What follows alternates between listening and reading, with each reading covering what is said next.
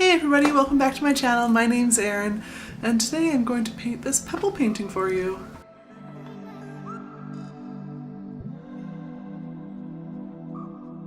What is it about rocks that we love so much?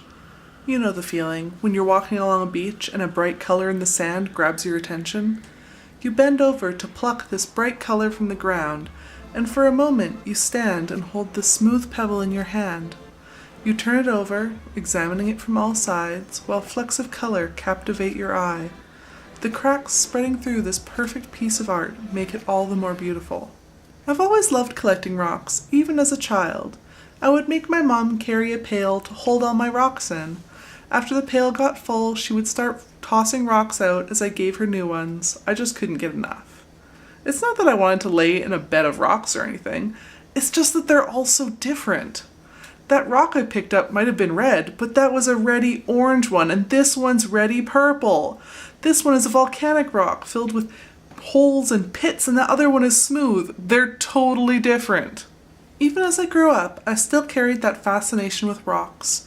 I would walk along the beach and collect them when I was camping with my family, and I still remember sitting in a stream with my boyfriend, now husband, as we were going through the rocks to find one special enough to take home.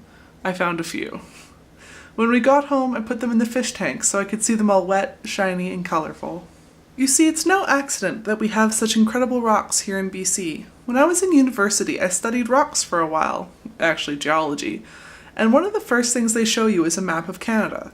Now, if you look at a map of the bedrock of the rest of Canada, it's pretty boring, pretty much all the same color.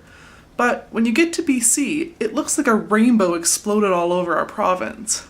It turns out that BC is actually a bunch of former Pacific islands squished onto the edge of the Canadian Shield. Mix that up with some volcanoes, and all of a sudden you've got a recipe for a land where Erin can find a rock for every color of the rainbow.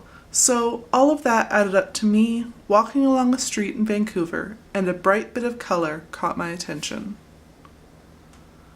It was raining, and this rock garden filled with colorful rounded pebbles brought me back to my childhood.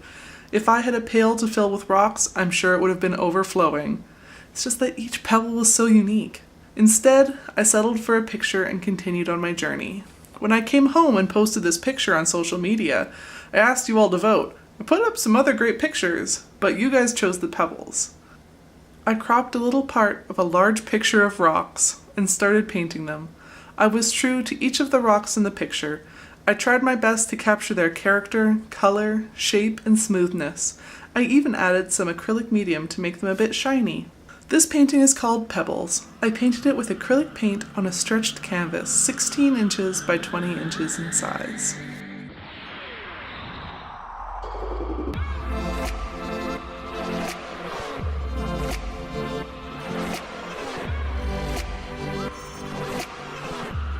Hey guys, I hope that you enjoyed that.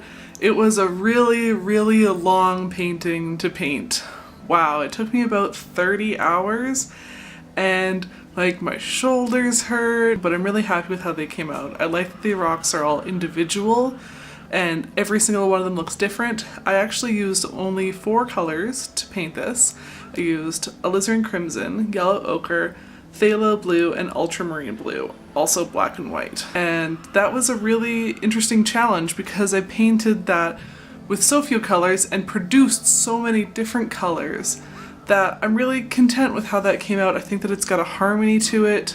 By putting the red underlay, I feel like it really unified the whole painting. I like that the rocks appear to actually have a shine to them. I hope that you really enjoyed that. If you would maybe like to get this as a postcard or a print, the link is down below.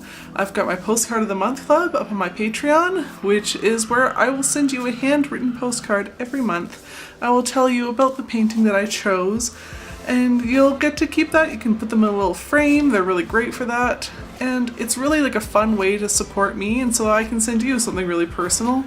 And those kinds of things on Patreon help me out a lot. You can just donate $1 on Patreon, and that makes a big difference. The more people that I have on there, the more likely it is that people will donate. So if you can, I would really appreciate it if you could.